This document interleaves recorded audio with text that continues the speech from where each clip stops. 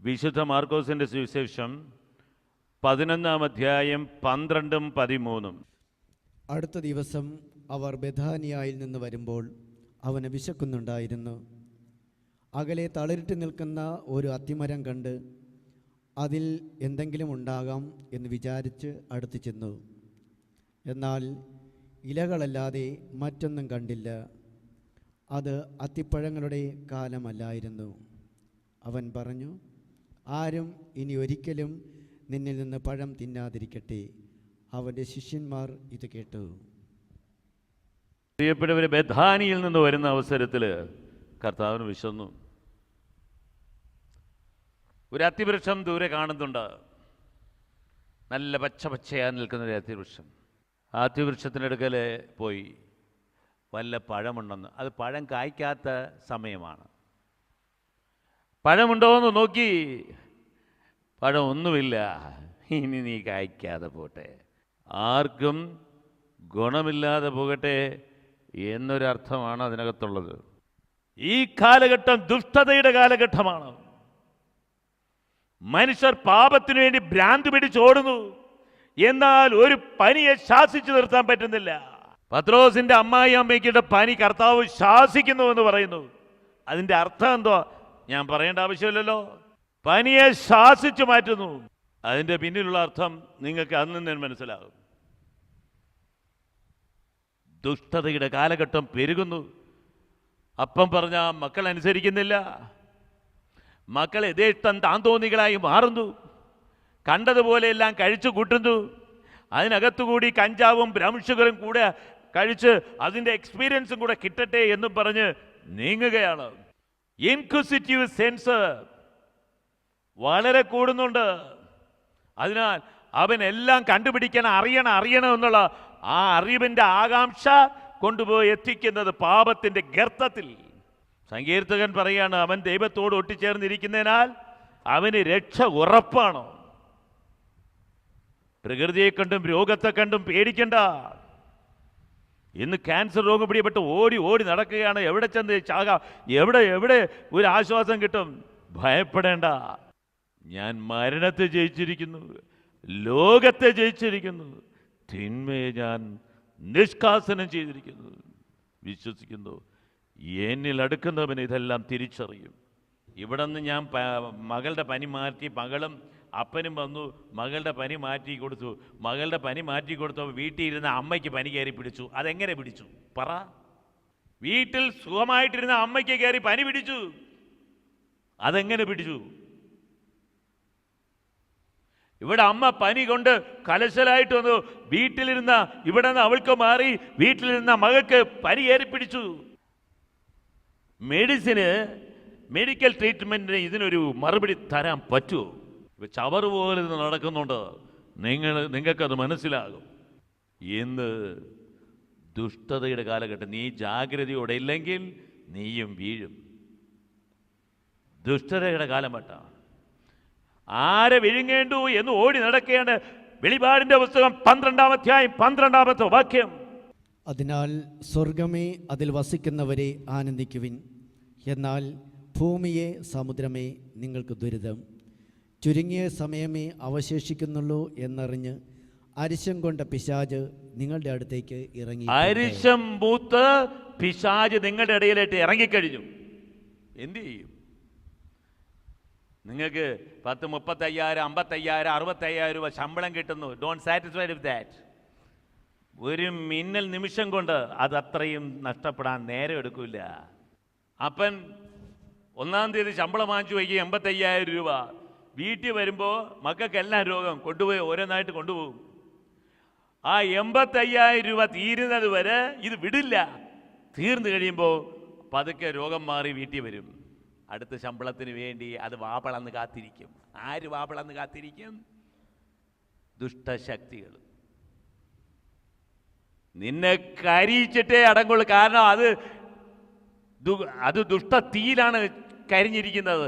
അത് നിങ്ങളുടെ തന്നെ നിങ്ങളെയും കരിയിക്കും. അതിന് ശാമ്പലാക്കാൻ നേരമൊന്നും എടുക്കില്ല. അതുകൊണ്ട് പ്രിയപ്പെട്ടവരെ, ജീവനുള്ള ദൈവത്തിൽ അടുത്തിരിക്കെ നീ രക്ഷ പ്രാപിക്കും. Hallelujah, hallelujah, hallelujah, hallelujah, hallelujah, hallelujah. Hallelujah. ഇനി അത്തിവൃക്ഷത്തെ ശപിക്കുന്നുവെന്ന് നാം വായിക്കുന്നു. കർത്താവ് അത്തിവൃക്ഷത്തെ ശപിക്കുന്നത് ശരിയാണോ? എപ്പോഴും കർത്താവ് പറയുന്ന ഒരു കാര്യമാണ്, ശിഷ്യന്മാരെ ചില കാര്യങ്ങൾ ആഴമായി പഠിപ്പിക്കുന്നതിന് ചില കാര്യങ്ങൾ കർത്താവ് ചെയ്യും. വീഹം നിറഞ്ഞ പിശാചു നിറഞ്ഞ ഒരു മനുഷ്യനിൽ നിന്ന് പിശാചിനെ ആട്ടിപ്പാച്ച് പന്നിയിൽ വിടുന്നത് ശരിയാണോ? അപ്പോസ്തലന്മാരെ പഠിപ്പിക്കുവാൻ കർത്താവ് ചില കാര്യങ്ങൾ പ്രകടമായി ചെയ്യും. മനുഷ്യൻ്റെ ആത്മാവിൻ്റെക്കാളും വിലയുള്ളതൊന്നുമല്ല പന്നിപ്പറ്റങ്ങൾ. മനുഷ്യൻ്റെ വിശ്വാസത്തെക്കാളും വിലയുള്ളതല്ല പ്രിയപ്പെട്ടവരെ അത്തിവൃക്ഷം. ജന്മനാ അന്ധനായ മനുഷ്യര്, ബർത്തിമേവസ് അന്ധനായ മനുഷ്യൻ, എല്ലാവരും കണ്ണും കണ്ട് പ്രപഞ്ചത്തിൻ്റെ ആ സൗന്ദര്യം കണ്ട് എല്ലാം നല്ല രീതിയിൽ നടക്കുമ്പോൾ ഇതാ ഒരു മനുഷ്യൻ എല്ലാം നഷ്ടപ്പെട്ടവനായി ഭിക്ഷക്കാരനായിട്ട് തെരുവിൻ്റെ ഓരത്തിലിരിക്കുകയാണ്. ആരോ പറഞ്ഞു ഇതാ പോകുന്നത് യേശുവാണ്, അത്ഭുത പ്രവർത്തകനായ യേശു എന്ന് പറഞ്ഞപ്പോൾ അവൻ ദാഹത്തോട് നിലവിളിച്ചു, ദാവീദിൻ പുത്ര. മാർക്കോസിന്റെ സുവിശേഷം 10-ാം അധ്യായം 47-ാമത്തെ വാക്യം. നസ്രായനായ യേശുവാണ് പോകുന്നതെന്നറിഞ്ഞപ്പോൾ അവൻ ഉച്ചത്തിൽ വിളിച്ചു പറഞ്ഞു, ദാവീദിന്റെ പുത്ര എന്നിൽ കനിയണമേ. അപ്പോഴ് ആ സമയത്ത് അവന് മനസ്സിലായി, അവന്റെ ദാഹം പെരുകി. ഇത് അത്ഭുത പ്രവർത്തകനായ ഒരു മനുഷ്യൻ പോന്നു. അവന്റെ ദാഹം നിറഞ്ഞ മനസ്സോട് ഉറക്കെ നിലവിളിച്ചപ്പോൾ അവന്റെ നിലവിളി കേട്ടു ദൈവം അവന്റെ അടുക്കൽ വന്ന് രോഗസൗഖ്യം കൊടുക്കുന്നു. ജന്മനാ അന്ധനായവന് രോഗസൗഖ്യം, കണ്ണു കാണാത്തവന് രോഗസൗഖ്യം, കാഴ്ച പ്രാപിക്കുന്നു. ഇതെന്തിനു പറഞ്ഞെന്ന് ചോദിച്ചാൽ, പ്രിയപ്പെട്ടവരെ, ദൈവം വളരെ വിശന്ന ദാഹത്തോടു കൂടിയാണ് അത്തിവൃക്ഷത്തിൻ്റെ അടുക്കൽ വരുന്നത്. നീ എനിക്ക് അത്തിപ്പഴം തരുന്നില്ല എങ്കിൽ എന്നേക്കുമായിട്ട് ഇനി നിനക്ക് അത്തിപ്പഴം കൊടുക്കാൻ പറ്റില്ല, ഈ ഭൂമിയിൽ നിന്നിട്ടും പ്രയോജനമില്ല എന്ന് പറയുമ്പോൾ ആ ദാഹത്തിൽ നിന്ന് വരുന്ന വിശ്വാസത്തിൻ്റെ തീഷ്ണതയാണ് അങ്ങനെ അത്തിവൃക്ഷം കരിഞ്ഞു പോകുന്നത്. നിന്റെ ദാഹത്തിൽ നിന്ന് തീഷ്ണതയോടെ പ്രാർത്ഥന ഉയർന്നാൽ നീ ചാരിക്കുന്നത് നടക്കുക തന്നെ ചെയ്യും. ഹല്ലേലൂയ. നമുക്ക് അത്ര ദാഹമില്ല, അത്ര തീഷ്ണതയില്ല, അത്ര ചൂടില്ല. അതിനാൽ ചൂടില്ലാത്ത പ്രാർത്ഥനയിൽ ഇങ്ങനെ പോകും. അതുകൊണ്ട് പ്രയോജനവും ഇല്ല. യേശുവേ സ്തുതി, ദൈവമേ സ്തുതി, യേശുവേ സ്തോത്ര, ദൈവമേ സ്തോത്ര, യേശുവേ ആരാധന, എന്റെ കർത്താവേ ആരാധന, എന്റെ ദൈവമേ ആരാധന, എന്റെ യേശുവേ ആരാധന, കരുണാമയനേ ആരാധന, ഞങ്ങൾ കനിയണമേ. അപ്പോ ദാഹത്തോട് വന്നു നീ, അതുകൊണ്ട് ആരെങ്കിലും അതിദാഹത്താലും അതിവിശപ്പാലും നിന്റെ മുമ്പിൽ കൂടി പോയി കഴിഞ്ഞാൽ അവനെ നീ തള്ളിക്കളയരുത്. വിശന്നു പോകുന്നവൻ ദൈവമാണ്. കരഞ്ഞു വിലപിച്ചു പോകുന്നവന് ആശ്വാസം കൊടുക്കാതെ നീ മാറിപ്പോകരുത്. കരഞ്ഞു വിലപിക്കുന്നവൻ്റെ കണ്ണീര് കേൾക്കും. സങ്കീർത്തനത്തിൻ്റെ പുസ്തകം 56-ാം അധ്യായം 8-ാമത്തെ വാക്യം. അവിടുന്ന് എൻ്റെ അലച്ചിലുകൾ എണ്ണിയിട്ടുണ്ട്. അവിടുന്ന് എൻ്റെ അലച്ചിലുകൾ എന്ന് പറഞ്ഞാൽ എൻ്റെ വേദന എണ്ണിയിട്ടുണ്ട്. എൻ്റെ കണ്ണീർ കണങ്ങൾ അങ്ങ് കുപ്പിയിൽ ശേഖരിച്ചിട്ടുണ്ട്. എൻ്റെ കണ്ണീർ കണങ്ങൾ അങ്ങ് കുപ്പിയിൽ ശേഖരിച്ചിട്ടുണ്ട് എന്ന് പറഞ്ഞാൽ വേദനയോട് നിലവിളിക്കുന്ന സഹോദരിയുടെയോ സഹോദരന്റെ കണ്ണിൽ നിന്ന് ഇറ്റിറ്റ് വീഴുന്ന ഓരോ കണ്ണീർ തുള്ളികളും എൻ്റെ ദൈവം വിലപിടിപ്പുള്ളതായി കുപ്പിയിൽ ശേഖരിച്ചിട്ടുണ്ട് എന്നാണ്.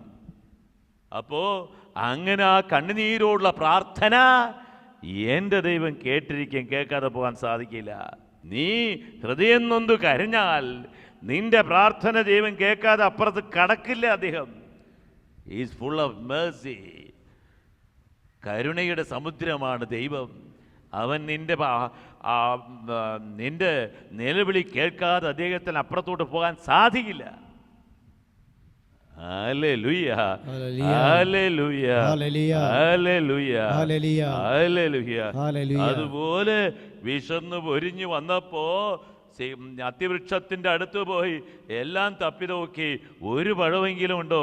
ഇല്ല. ഇനി ദൈവം ഒരു മനുഷ്യന് വേണ്ടി ആകാശം അടച്ച കഥയില്ലേ? ഒരു മനുഷ്യന് വേണ്ടി ദൈവം ആകാശം അടച്ചു. 1 രാജാക്കന്മാരുടെ പുസ്തകത്തില് 17-ാം അധ്യായം 1-ാമത്തെ വാക്യം, ഒരു മനുഷ്യന് വേണ്ടി ദൈവ ആകാശത്തെ അടച്ചു.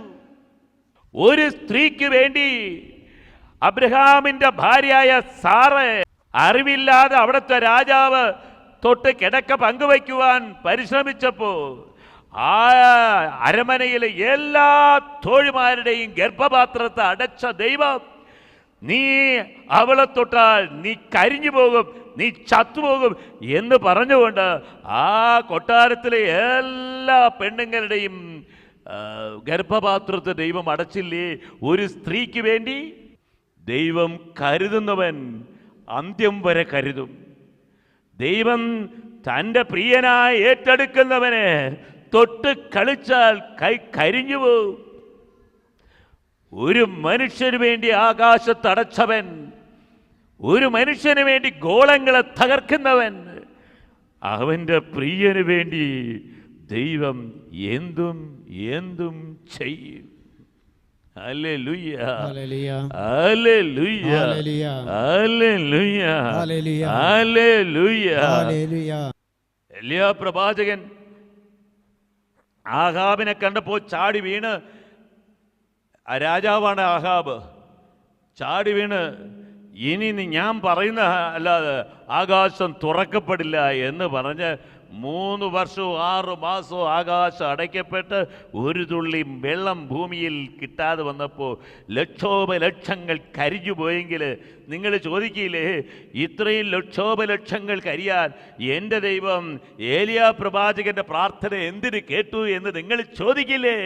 അത്രയ്ക്കും പാപം പെരുകി ഇസ്രായേൽ ജനം മുഴുവനും അന്യ ദേവന്മാർക്ക് അടിമപ്പെട്ടതുകൊണ്ട് അതിൻ്റെ വേദന ഏലിയാ പ്രവാചകനിൽ വന്നു നിറഞ്ഞു. ഏലിയാ പ്രവാചകൻ ഊക്കോടുകൂടി ആഹാബിനെ നോക്കി പറഞ്ഞു, എൻ്റെ ജനത്തെ അന്യദേവന്മാർക്ക് വിറ്റ ദുഷ്ട, ഇനി ഞാൻ പറയാതെ ആകാശത്തുനിന്ന് മഞ്ഞോ മഴയോ പെയ്യില്ല. അത്ര അധികാരവും ശക്തിയും എവിടെ നിന്ന് കിട്ടി പ്രിയപ്പെട്ടവരെ? ദൈവത്തോട് അകമഴിഞ്ഞ സ്നേഹത്തിൻ്റെ പുത്രനാണ് ഏലിയ. അതുകൊണ്ടാണ് സംഭവിച്ചത് എന്ന് നിങ്ങൾ മനസ്സിലാക്കണം. Hallelujah, hallelujah. അപ്പൊ നമ്മൾ വിചാരിക്കും ആകാശത്തെ എന്തിനടച്ചു? ചോദിക്കില്ലേ? അത്തിവൃക്ഷം എന്ത് തെറ്റ് ചെയ്തു? ചോദിക്കില്ലേ? അരമനയിലെ പെണ്ണുങ്ങൾ എന്ത് തെറ്റ് ചെയ്തു? അവരുടെ ഉദരങ്ങൾ അടയ്ക്കാൻ എന്ത് തെറ്റ് ചെയ്തു എന്ന് ചോദിക്കില്ലേ? ഇതെല്ലാം ഒരു മാതൃകയുടെ നിറവ് കൊടുക്കാൻ, ഒരു മാതൃകയുടെ മറ്റൊരു പഠനം കൊടുക്കാൻ ദൈവം ചെയ്ത സത്യമാണ്. അതാണ് കർത്താവ് പറയുന്നത്, ഒരു കടുകുമണിയോളം വിശ്വാസമുണ്ടെങ്കിൽ സിക്കമോർ വൃക്ഷത്തോട് വേരോട് ചെന്ന് കടലിൽ നിൽക്കുക എന്ന് പറഞ്ഞാൽ അത് ചെന്ന് നിൽക്കുക തന്നെ ചെയ്യും. പക്ഷേ അത് ചെങ്കടൽ ഉടച്ചതുപോലെ ദാഹത്തോട് നീ പറയണം. അത്ര അത്യാവശ്യത്തോടും ദാഹത്തോടും നീ പറയുമ്പോൾ അത് ചെന്ന് നിൽക്കത്തന്നെ ചെയ്യും. ജനങ്ങളുടെ എരമ്പി വരുന്ന ജനങ്ങളുടെ പിന്നിൽ ഫറവോന്റെ യുദ്ധ കാഹള വീരന്മാർ അവിടെ രഥത്തിലെ അടുത്ത് വന്നപ്പോ ജനമെല്ലാം പൊട്ടിക്കരഞ്ഞു, ഞങ്ങളിതാ മരിക്കും. ആ വേദനയെ ആത്മാവിൻ്റെ ആഴത്തിൽ മോശ ഉൾക്കൊണ്ടുകൊണ്ട് കർത്താവിനോട് നിലവിളിച്ച് കരഞ്ഞപ്പോ പ്രിയപ്പെട്ടവരെ, അവനെയൊക്കെ അവിടെ നിർത്തിയില്ലേ? ചെങ്കടൽ പിളർപ്പിച്ചില്ലേ? കാൽനനയാൽ അക്കരെ കടത്തിയില്ലേ? അവിടെ നിന്ന് വന്ന ഒരൊറ്റ വ്യക്തിയെ പോലും ബാക്കി വയ്ക്കാതെ എല്ലാ പടയാളികളും ആ സമുദ്രത്തിൽ മുങ്ങി ചത്തില്ലേ? എല്ലാം എൻ്റെ ദൈവത്തിൻ്റെ നിശ്ചയമാണ്. ആ ജനം പൊട്ടിക്കരഞ്ഞു. എൻ്റെ കർത്താവേ എന്ന് മോസസിനോടൊത്ത് നിലവിളിച്ചു.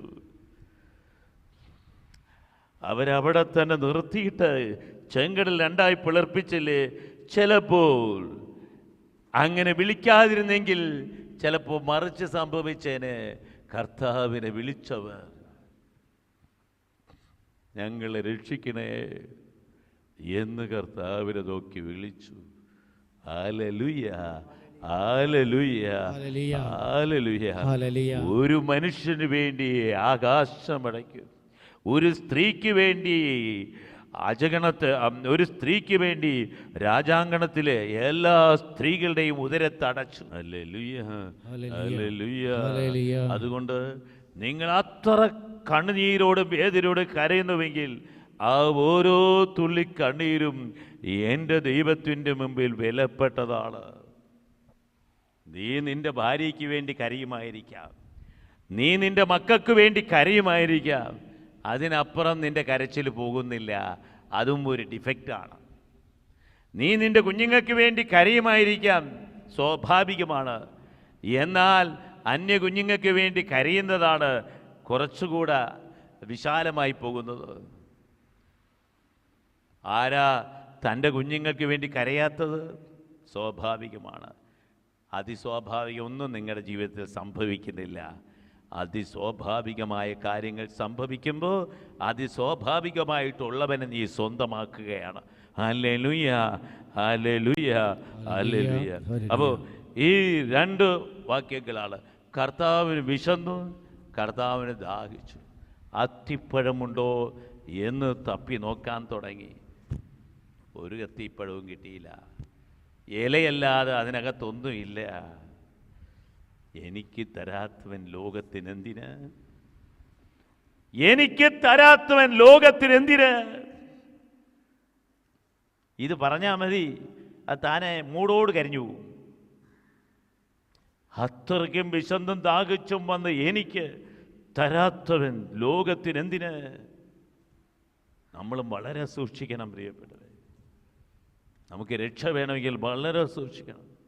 കരഞ്ഞ് കലങ്ങി വരുന്നവനെ നീ ചവിട്ടി ആട്ടി പായ്ക്കരുത്. അത് കരിങ്കല്ല് പോലെ ആ ശാപം അവിടെ കിടക്കും. കർത്താവ് നിങ്ങൾ മരിച്ച് അങ്ങോട്ട് പോകുമ്പോൾ കർത്താവ് ഒരൊറ്റ കാര്യം ചോദിക്കും, മോനെ ജീവിതകാലം മുഴുവൻ നീ എനിക്ക് എന്താ ചെയ്തത്? ഒരു കാര്യം പറ, ഒരൊറ്റ കാര്യം പറഞ്ഞോ. ഞാൻ ഇപ്പം സ്വർഗത്തിലോട്ട് കടത്താം, ഒരൊറ്റ കാര്യം പറ. ഒന്നുമില്ല. എൻ്റെ മക്കൾക്ക് വേണ്ടി ഞാൻ ഓടി. മക്കൾക്ക് വേണ്ടി പിന്നെ നീ ഓടാതെ പിന്നെ വേറെ ആരും ഓടി? എൻ്റെ മക്കൾക്ക് വേണ്ടി ഞാൻ പാടുപെട്ടു. എൻ്റെ മക്കളുടെ ജോലിക്ക് വേണ്ടി ഞാൻ അങ്ങോട്ടും ഇങ്ങോട്ടും ഓടി. പിന്നെ ആരോടും? അത് നിന്റെ ചങ്കി കുത്തുന്ന കാര്യമായതുകൊണ്ട് നീ ഓടി, അല്ലാതെ എങ്ങനെ ഓടും? മറ്റുള്ളവരുടെ മുമ്പിൽ ആശ്വാസത്തിൻ്റെയും വിശപ്പ് മാറ്റുന്നതിൻ്റെയും മാനം മറയ്ക്കുന്നതിൻ്റെയും കഥകൾ നീ കേട്ടിട്ടില്ലേ? അത് നീ ചെയ്തോ? ഇല്ലല്ലോ. വളരെ വ്യക്തമായിട്ട് പ്രിയപ്പെട്ടവരെ, മത്തായിയുടെ സുവിശേഷം 25-ാം അധ്യായം 32 മുതലുള്ള വാക്യങ്ങൾ വായിച്ചാൽ നമ്മൾ കിടുങ്ങിപ്പോവും. വളരെ സിമ്പിളായിട്ടുള്ള കാര്യം പോലും നീ ചെയ്യാത്തവൻ എനിക്കെന്തിന്?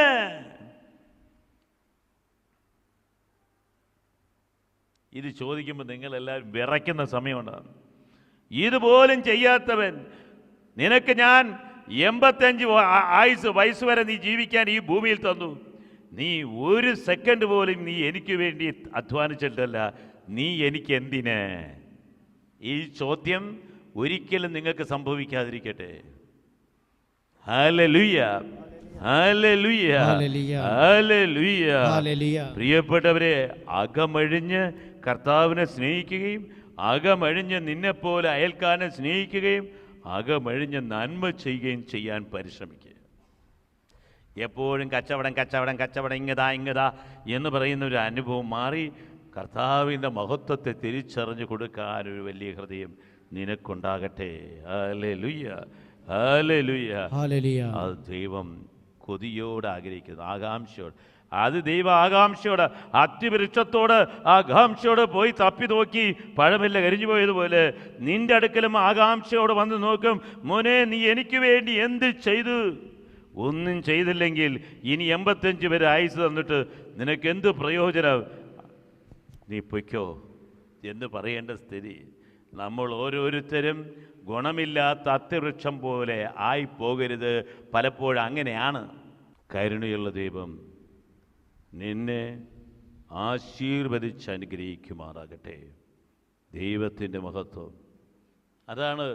ദാഹത്തോടു കൂടിയാണ് ബർത്തിമേയുസ് ദാവീദിന്റെ പുത്ര എന്ന് കരഞ്ഞ് നിലവിളിച്ചത്. അവനെ വിട്ടു പോകാൻ തോന്നുന്നില്ല ദൈവത്തിന്. അവനെ വിട്ട് ദൈവത്തിന് പോകാൻ തോന്നുന്നില്ല. അവന് കാഴ്ച കൊടുത്തിട്ടേ പോകുന്നുള്ളൂ.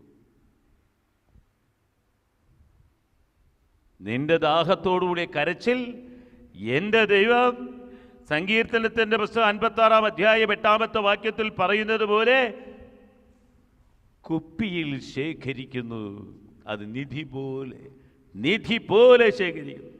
നീ നന്മ ചെയ്യാത്തത് പോയിട്ട് നീ എത്ര കൊച്ചു പിള്ളേരെ നീ വഴിതെറ്റിച്ച്, എത്ര കൊച്ചു പിള്ളേരെയാണ് നീ വഴിതെറ്റിച്ചത്? വളരെ വ്യക്തമായി മാർക്കോസിന്റെ സുവിശേഷം 9-ാം അധ്യായം 42-ാമത്തെ വാക്യം. നീ നന്മയോ ചെയ്തില്ല, നിന്റെ വഴിതെറ്റിച്ച കണക്കുകളുണ്ട് എൻ്റെ മുമ്പിൽ. അനേകം പെണ്ണുങ്ങളെ വഴിതെറ്റിച്ചു, അനേകം ചെറുപ്പക്കാരെ വഴിതെറ്റിച്ചു, അവരെ നശിപ്പിച്ചു. കണക്കുകളുണ്ട് എനിക്കെൻ്റെ മുമ്പിൽ. അതിന് പകരം നിനക്ക് എന്ത് ചെയ്യാൻ പറ്റും? വായിക്കുക. വിശ്വസിക്കുന്ന ഈ ചെറിയവരിൽ ഒരുവന് ഇടർച്ച വരുത്തുന്നവൻ ആരായാലും അവന് കൂടുതൽ നല്ലത് ഒരു വലിയ തിരികല്ല് കഴുത്തിൽ കെട്ടി കടലിൽ എറിയപ്പെടുന്നത്. ഓട്ടോമാറ്റിക്കായിട്ട് ശിക്ഷ ഉറപ്പ്. നീ ആരെങ്കിലും വഴിതെറ്റിച്ചിട്ടുണ്ടോ എന്ന് ഇന്ന് നീ കണക്കെടുക്ക്. ജീവിതത്തിൽ നീ ആരെങ്കിലും വഴിതെറ്റിച്ചിട്ടുണ്ട് എന്ന് നീ കണക്കെടുത്ത് മനസ്സ് തുറന്ന് വിളിച്ച് കർത്താവിനെ കരഞ്ഞ് പ്രാർത്ഥിക്കുക. കർത്താവേ, അറിവില്ലാത്ത കാലത്ത് ഞാൻ ചെയ്തു പോയി, ഇത് എന്നോട് പൊറുക്കണമേ എന്ന് ശരിക്കും പ്രാർത്ഥിക്കുക. അല്ല എങ്കിൽ നാളത്തെ ദിവസം നിൻ്റേതല്ല.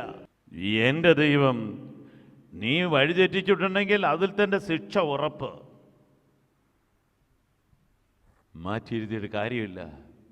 ജീവിതത്തിൽ കർത്താവെ ഞാൻ ഭർത്താവിനെ ഉപേക്ഷിച്ച്, കർത്താവെ ഞാൻ ഭാര്യയെ ഉപേക്ഷിച്ച്, കർത്താവെ ഞാൻ എൻ്റെ മക്കളെ ഉപേക്ഷിച്ച് ഞാൻ പാപത്തിൽ വീണിട്ടുണ്ട്. അന്യ ദേവന്മാരെടുത്തും പോയിട്ടുണ്ട്, അന്യ സ്ത്രീകളെടുത്ത് പോയിട്ടുണ്ട്, അന്യവിശ്വാസത്തിൽ പോയിട്ടുണ്ട്, നിന്നെ അടിയറ വെച്ചിട്ടുണ്ട്, അവിടെ നിന്നെ ഞാൻ വിറ്റിട്ടുണ്ട്. വെറുതെ അല്ല, ചിന്തിക്കുക. ഹല്ലേലൂയ. എന്ത് ഭക്ഷിക്കും എന്ത് കുടിക്കും എന്ന് ശരീരത്തെ കുറിച്ച് ആകുലരാകണ്ട. നിനക്ക് ആവശ്യമുള്ളത് നേരത്തെ എൻ്റെ ദൈവത്തിന് അറിയാം. പക്ഷേ ആത്മാവിനെക്കുറിച്ച് ആകുലപ്പെട്, ആത്മാവിനെക്കുറിച്ച് ആകുലപ്പെട്. ലോകം മുഴുവൻ തേടിയാലും നിന്റെ ആത്മാവിനെ നഷ്ടപ്പെടുത്തിയാൽ എന്ത് പ്രയോജനമെന്ന് ഇന്നലെ നമ്മൾ പറഞ്ഞായിരുന്നു. ഇന്നും അത് തന്നെയാണ്. ഇന്ന് കാലത്ത് എനിക്കത് വർഷങ്ങൾക്ക് മുമ്പേ ചില സംശയം ഉണ്ടായിരുന്നു. ഈ reason wonders of the nature എന്നും പറഞ്ഞൊരു പുസ്തകമുണ്ട്. അതിൽ ഫ്ലൈയിങ് സാസേഴ്സ് വരുന്നു പോകുന്നു എന്നെല്ലാം പറയുന്നു. അപ്പോൾ എനിക്ക് മനസ്സിനകത്തുണ്ടായിരുന്നു അമേരിക്കൻസ് ഈ ഫ്ലൈയിങ് സാസറെ കണ്ടുപിടിക്കാൻ വലിയ പാടുപെടുന്നു.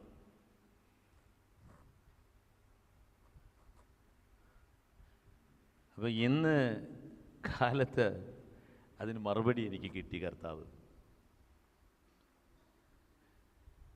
അമേരിക്കക്കാരല്ല, റഷ്യക്കാരല്ല, ആരൊക്കെ കിണഞ്ഞ് പരിശ്രമിച്ചാലും ഈ ഫ്ലൈയിങ് സാസേഴ്സ് ഇവർ കണ്ടുപിടിക്കാൻ പറ്റുകയില്ല. കാരണം ഫ്ലൈയിങ് സാസർ അന്യഗ്രഹത്തിൽ നിന്ന് വരുന്നെന്നാണ് ഇവരുടെ വിശ്വാസം. അന്യഗ്രഹത്തിൽ നിന്നൊന്നും വരുന്നില്ല. അന്യഗ്രഹത്തിൽ നിന്ന് ഒരു സാധനം ഈ ഗ്രഹത്തിലോട്ട് വരുന്നില്ല. ഇത് പിശാചിൻ്റെ ദൂതൊക്കെയാണ്. എന്നിട്ട് അതിക്രൂരമായിട്ടാണ് ഇത് പ്രവർത്തിക്കുന്ന ഈ ഫ്ലൈയിങ് സാസേഴ്സ്. മിന്നൽ വേഗത്തിൽ പ്രത്യക്ഷപ്പെടുന്നു, മിന്നൽ വേഗത്തിൽ ഇത് കടന്നു പോകുന്നു. ഇത് വേറൊരു ഗോളത്തുനിന്ന് വരുന്നതല്ല. അങ്ങനെയാണ് അമേരിക്കക്കാർ വിറ്റുകൊണ്ടിരിക്കുന്നത്. വേറെ ഗോളത്തിൽ, അതിവിദഗ്ധരായ ഗോളത്തിൽ താമസിക്കുന്ന ആളുകളുണ്ട്. അവരുടെ പ്രത്യേക വാഹനങ്ങളാണ്. ഒന്നുമല്ല. ഒരു പ്ലെയിനെ തന്നെ സാക്ക് ചെയ്തു, നിമിഷം നേരം സാക്ക് ചെയ്തിട്ട് ആ പ്ലെയിൻ എവിടെ പോയി, സെക്കൻഡിൽ പോയെന്നു ഒരു അതിനപ്പോഴാണ് പറയുന്നത്, എന്ത് ക്രൂരമായിട്ട് അവർ ജനങ്ങളോട് പെരുമാറുമെന്നറിയൂ. എനിക്കിതൊന്നും അറിഞ്ഞൂടായിരുന്നു. ഇന്ന് കാലത്ത് പ്രാർത്ഥനയിലൂടെ ഉള്ള മറുപടി അതാണ്, don't make an inquisitive sense on the flying saucer. നീ ഫ്ലൈയിങ് സാസേഴ്സ് കണ്ടുപിടിക്കാമെന്ന് പറഞ്ഞിട്ട് നീ എനിക്ക് ഒരു താല്പര്യവും വേണ്ട. പക്ഷെ അത് അത്രയ്ക്കും ദുഷ്ടശക്തി, ഈ ദുഷ്ടശക്തികൾക്ക് അതുപോലെ കഴിവുണ്ട്. ഇവിടെ നിന്ന് അമേരിക്കയിൽ ഇങ്ങനെ വയ്ക്കുന്നതിന് മുമ്പ് പറന്നു ചെല്ലും, അത്രയ്ക്കും ഇതുണ്ട്. അപ്പം അതുകൊണ്ട് ഡോണ്ട് ബിലീവ് ദാറ്റ്. അത് തിന്മയുടെ ശക്തികളാണ്. തിന്മയുടെ ശക്തി ഇനി ഇളകും, പല രൂപത്തിലും ഭാവത്തിലും ഇനിയും നിങ്ങളടുക്കൽ വരും. നിങ്ങൾക്ക് ആകാംക്ഷ ഉണ്ടാകും, ആകാംക്ഷ ഇളക്കി വിടും. അങ്ങനെ ആകാംക്ഷയോടെ നിങ്ങൾ പലതും പോയി ചിന്തിക്കാനും പ്രവർത്തിക്കാനും പഠിക്കാനും പരീക്ഷിക്കാനും നിങ്ങൾ തുടങ്ങും. നിങ്ങൾ ആഴപ്പെട്ട കുഴിയിലായിരിക്കും ചെന്ന് വീഴുന്നത്. കൊറിയക്കാരുടെ യുദ്ധത്തെക്കുറിച്ച് ഞാൻ എന്തോ സന്ദേശം കിട്ടി. അത്രയ്ക്കും ക്രൂരത അവിടെ നടമാടുന്നു എന്ന് പറഞ്ഞാൽ മതിയല്ലോ.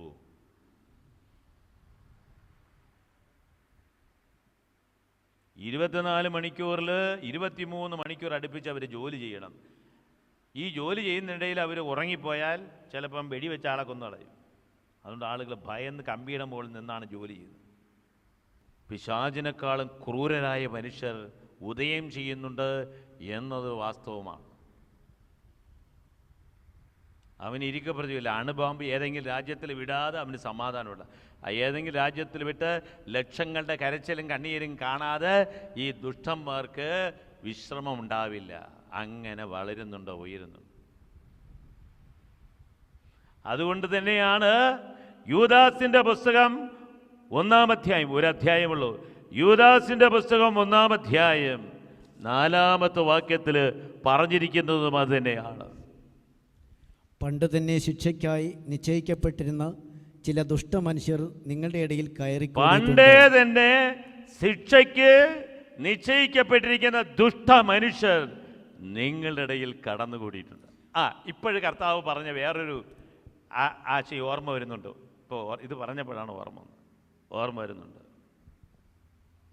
നിങ്ങൾക്കറിയാമോ, പണ്ട് മാലാഖമാരോ ദേവന്മാരോ ഭൂമിയിൽ ഇറങ്ങി ഏറ്റവും വലിയ സുന്ദരികളായ പെണ്ണുങ്ങളുമായിട്ട് ബന്ധപ്പെട്ട് കുഞ്ഞുങ്ങൾക്ക് ജന്മം കൊടുത്തു എന്ന് നിങ്ങൾ വായിച്ചിട്ടില്ലേ? Have you ever read? നിങ്ങൾ വായിച്ചിട്ടുണ്ടോ? നിങ്ങൾ ചിലർ വായിച്ചിട്ടില്ല, ഞാൻ വായിച്ചിട്ടുണ്ട്, ചിലരും വായിച്ചിട്ടുണ്ട്.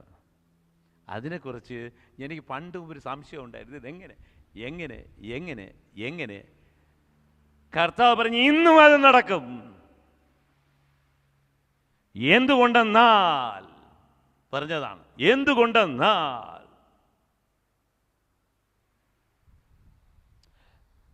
എന്ന് നിങ്ങൾ ബ്ലാക്ക് മാസിനെ കുറിച്ചെല്ലാം കേട്ടിരിക്കുമല്ലോ. ആ ബ്ലാക്ക് മാസിൽ ദുഷ്ടശക്തിയെ ബീജത്തിനകത്ത് പ്രവേശിപ്പിച്ച് ഒരു കുഞ്ഞിൻ്റെ യൂട്രസിനകത്ത് കയറ്റിയാൽ അതിൽ നിന്ന് വീഴുന്നത് ജന്മന ദുഷ്ടതയാണ്. അതുവരെ ഇന്ന് നടക്കുന്നുണ്ട്. നിങ്ങൾക്കറിയാമോന്തോ? നിങ്ങൾ വളരെ ജാഗരൂകരായിരിക്കും. നേരത്തെ കൂട്ടി പറയുന്നു, ഇത് കേൾക്കുമ്പോൾ തന്നെ നിങ്ങൾ TV അടച്ചുകള, ഇത് കാണുമ്പോൾ തന്നെ കമ്പ്യൂട്ടർ സ്റ്റോപ്പ് ചെയ്തുകള.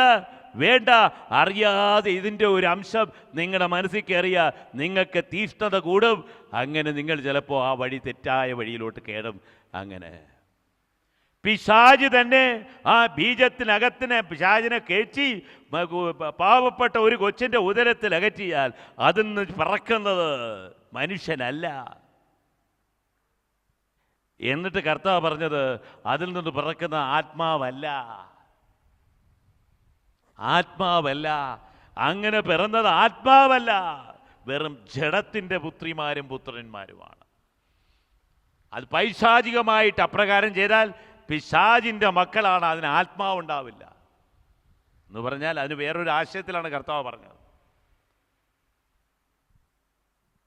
അതുകൊണ്ട് എളിമയോട് അനന്തമായ ആത്മാവിൻ്റെ സ്വന്തക്കാരും അവകാശികളുമാണ് നമ്മൾ ഓരോരുത്തരും. അതുകൊണ്ട് സൂക്ഷിച്ചു കൊള്ളുക. എന്ത് ചോദ്യം ചോദിച്ചാലും കർത്താവ് ഉത്തരം പറയും. എന്ത് ചോദ്യം ചോദിച്ചാലും വെളുപ്പാങ്കാലത്ത് കർത്താവ് ഉത്തരം പറയും. അതുകൊണ്ട് കർത്താവിൽ ഒന്നു ചേർന്ന് ലയിച്ചിരുന്നു കൊള്ളുക. മല്ലന്മാർ അന്ന് ജനിച്ചിട്ടുണ്ടായിരുന്നു. ദേവന്മാർ ഭൂമിയിൽ ഇറങ്ങി എന്ന് പറയുമ്പോൾ ചില ട്രാൻസ്ലേഷനിൽ മാലാഖമാർ ഇറങ്ങിയെന്നും പറഞ്ഞിട്ടുണ്ട്. മാലാഖമാർ വഴിതെറ്റിയതല്ലേ പിശാചുക്കള്? മാലാഖമാർക്കും വഴിതെറ്റാൻ കർത്താവ് അവർക്ക് സ്വാതന്ത്ര്യം അവർക്ക് കൊടുത്തിട്ടുമുണ്ട്. പക്ഷെ അതോടുകൂടി അവരങ്ങ് തീരും. സൂക്ഷിക്കൂ. ഇതെല്ലാം ഈ അനന്തമായ സന്ദേശങ്ങളാണ് പ്രിയപ്പെട്ടവരെ. നമ്മൾ ചിന്തിക്കുന്നതിന് അപ്പുറത്തുള്ള ചില സന്ദേശങ്ങളാണ്. അതുകൊണ്ട് ബ്ലാക്ക് മാസിൽ പോയി നിങ്ങൾ അതിനെയെല്ലാം വിഴുങ്ങി അതിനകത്തുകൂടി നിങ്ങൾക്ക് കുഞ്ഞുങ്ങളില്ലാത്തവർക്ക് കുഞ്ഞുങ്ങൾ ലഭിക്കുമെന്ന് പറഞ്ഞാൽ അത് വേറെ രീതിയിലുള്ള കുഞ്ഞുങ്ങളാണ് എന്നുകൂടെ നിങ്ങൾ ഓർക്കണം. അതിന് ഒരിക്കലും നന്നാക്കാൻ പറ്റുകയില്ല. അത് നിങ്ങളുടെ ശാപമായിരിക്കും. എൻ്റെ ദൈവം നിങ്ങൾക്ക് തരുന്ന കുഞ്ഞുങ്ങളല്ലാതെ വേറെ ഏത് വിധത്തിൽ നിങ്ങൾക്ക് കുഞ്ഞുങ്ങൾ ജന്മമെടുത്താലും അത് ശാപമായി പോകാതെ സൂക്ഷിക്കുക. മെഡിക്കൽ ട്രീറ്റ്മെൻറ്റിൽ ചിലപ്പോൾ നിങ്ങൾക്ക് കുഞ്ഞുങ്ങളെ കിട്ടാം. അതിനെ പറ്റിയല്ല പറയുന്നത്. മെഡിക്കൽ ട്രീറ്റ്മെൻറ്റിൽ കുഞ്ഞുങ്ങളെ നിങ്ങൾക്ക് കിട്ടാം. പക്ഷെ അതല്ല പറയുന്നത്. അല്ലാതെ വരുന്ന ഇതുപോലെ വരുന്ന അറിഞ്ഞുകൊണ്ട് പിശാചിനെ കൈകാര്യം ചെയ്ത് മന്ത്രവാദത്തെ കൈകാര്യം ചെയ്ത് മന്ത്രവാദത്തിലൂടെ പിറപ്പിക്കുക എന്ന് പറയുമ്പോൾ അതിനകത്ത് വേറെ സംഭവങ്ങളൊക്കെ നടക്കും. ദൈവത്തെ മറന്നുകൊണ്ടുള്ള ഒരു പ്രവൃത്തിക്കും ആത്മാവിൻ്റെ നിത്യതയുടെ ജീവനില്ല. ഇതിപ്പോൾ ഞാൻ പറയുമ്പോൾ എൻ്റെ മീതെ ഒരുപാട് ക്വസ്റ്റ്യൻസ് വരും. സാരമില്ല. There will be lot of questions I have to face. സാരമില്ല. പക്ഷേ എൻ്റെ ദൈവം പറയുന്ന മറുപടി എനിക്ക് പോലും അറിയാത്ത മറുപടി, എനിക്ക് പോലും കണ്ടെത്താൻ പറ്റാത്ത മറുപടിയാണ്. നല്ലവണ്ണം പ്രാർത്ഥിക്കും. നമ്മളൊന്നുമില്ല പ്രിയപ്പെട്ടവരെ. വെറും വൈക്കോൽ തുരുമ്പാണ് ദൈവത്തിൻ്റെ മുമ്പിൽ. ഈ കളിമൺ പാനപാത്രത്തിന് ദൈവം സ്വർഗീയമായ വൈഢൂര്യത്തെ നിക്ഷേപിച്ച് മഹത്വത്തിലോട്ട് ഉയർത്തണമെങ്കിൽ it is an unmerited grace. നമുക്ക് അവകാശപ്പെട്ടതില്ല, നമുക്ക് ദൈവത്തിൻ്റെ കരുണയാൽ കിട്ടുന്ന ദാനങ്ങളാണ്. Hallelujah, hallelujah, hallelujah, hallelujah, hallelujah, hallelujah. നല്ലവണ്ണം പ്രാർത്ഥിക്കൂ. ദൈവം നമുക്ക് തരുന്ന അത്ഭുതങ്ങൾ ആർക്ക് വർണ്ണിക്കാൻ പറ്റും? അത്ഭുതങ്ങൾ ആർക്ക് വർണ്ണിക്കാൻ പറ്റും? ചിലപ്പോൾ ഒരു രോഗിക്ക് രോഗസൗഖ്യത്തിന് താമസം എടുക്കും, ബന്ധനമോചനത്തിന് താമസം എടുക്കും. ആ ബന്ധനത്തിൻ്റെ ആഴം കാണിക്കും. നിങ്ങളിൽ ഒരാൾക്ക് പൈശാചിക ബന്ധനമുണ്ടെങ്കിൽ ആ ബന്ധനത്തിൻ്റെ ആഴം 4 തലമുറ വരെ കിടക്കുകയായിരിക്കും. അതിനാണ് കൂടുതൽ ദിവസം എടുക്കുന്നത്. നിങ്ങളിൽ മാത്രം വന്നു ചാടിയ ബന്ധനമാണെങ്കിൽ എളുപ്പം മായ്ക്കാം. പക്ഷേ ആ ബന്ധനം 4 തലമുറ മുമ്പേ ഇവരുടെ പിതാക്കന്മാരും പൂർവ്വപിതാക്കന്മാരും പൂർവ്വപിതാക്കന്മാരുടെ പൂർവ്വപിതാക്കന്മാരും മന്ത്രവാദത്തിനും തന്ത്രവാദത്തിനും അന്യായമായും അനീതിപരമായി പ്രവർത്തിച്ച ആ പാരമ്പര്യം ഇവിടെ വരെ എത്തി. അത് മുഴുവനും മന്ത്രവാദം ചെയ്ത് ഈ വ്യക്തിയിൽ കയറ്റിയിട്ടുണ്ടെങ്കിൽ ആ അറ്റം മുതലേ കട്ടിയണം, വിശുദ്ധീകരിക്കണം. അതിന് സമയം ഏറെ പിടിക്കും. എങ്കിലും ദൈവത്തിൻ്റെ കരുണയാൽ പെട്ടെന്ന് നടക്കുക തന്നെ ചെയ്യും. അത് ആ കുടുംബത്തിൻ്റെ പ്രാർത്ഥന, ആളുകളുടെ പ്രാർത്ഥന, ആളുകളുടെ പരിഹാരം. അതിനാൽ ദൈവത്തിൻ്റെ കരുണ കൂടുതൽ വർഷിക്കപ്പെട്ടാൽ രക്ഷ കിട്ടും. Hallelujah, hallelujah, hallelujah, hallelujah, hallelujah. യേശുവേ സ്തുതി, ദൈവമേ സ്തുതി, യേശുവേ സ്തോത്രം. നമ്മൾ നമ്മുടെ പൂർവികർക്ക് വേണ്ടിയും പ്രാർത്ഥിക്കണം പ്രിയപ്പെട്ടവരെ. എത്ര പ്രാർത്ഥിച്ചാലും മതി വരില്ല. പൂർവികർക്ക് വേണ്ടി പ്രാർത്ഥിക്കണം. നമുക്ക് വേണ്ടി പ്രാർത്ഥിക്കാം. പക്ഷേ ചങ്ങലയുടെ അറ്റം കിടക്കുന്ന വേറെ സ്ഥലത്താണ്. എൻ്റെ പൂർവികർ നന്മ ചെയ്തിട്ടുണ്ടെങ്കിൽ ആ നന്മയുടെ അവകാശം എനിക്കുമുണ്ട്. എന്നാൽ മറിച്ചാണെങ്കിലും അതും സംഭവിക്കും. അതുകൊണ്ട് ശ്രദ്ധിക്കുക. Hallelujah, hallelujah. ഹല്ലേലൂയ.